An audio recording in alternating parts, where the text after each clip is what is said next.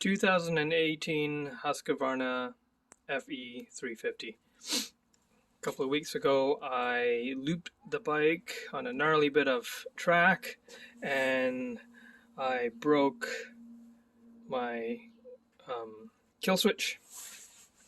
So I took it off and I just taped it off.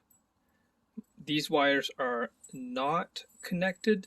They are individually wrapped and then tied together. They are not connected. If they are connected, the engine will not start. I also swamped the bike, so I did an oil flush and then cleaned the air filter, so air filter is nice and clean. And then all of a sudden the bike wouldn't start. Like, I don't know what happened. Like, turn the key, the fuel pump would prime, press the starter button, and then nothing happens. So I went on the Facebook group and lots of helpful comments, lots of personal experiences. So I basically went through pretty much all the different suggestions, checked the switches, checked the switch to make sure that it works. I checked all the fuses. I checked the little fuse box in there, those were fine. I checked the main fuses were also fine, and everything in here was still connected. And then the bike fired up. I was jiggling around the wires and the bike fired up. So I'll see if I can replicate this.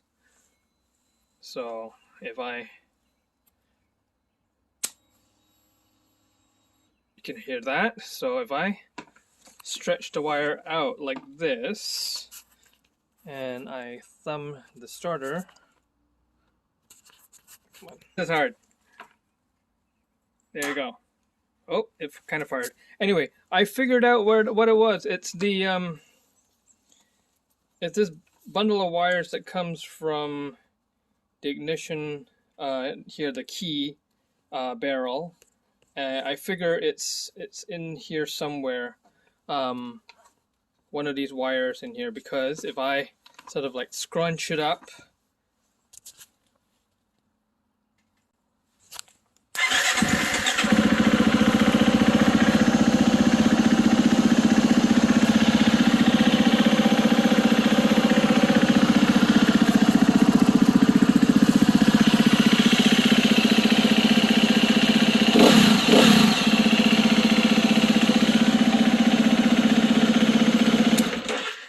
anyway, it's a very annoying problem. The wires are known to fray over time. At least I know what the problem is, and I can sort of chase down the actual thing. I know where to look now. But just thought, in case anyone out there is experiencing the same problems, just check in here.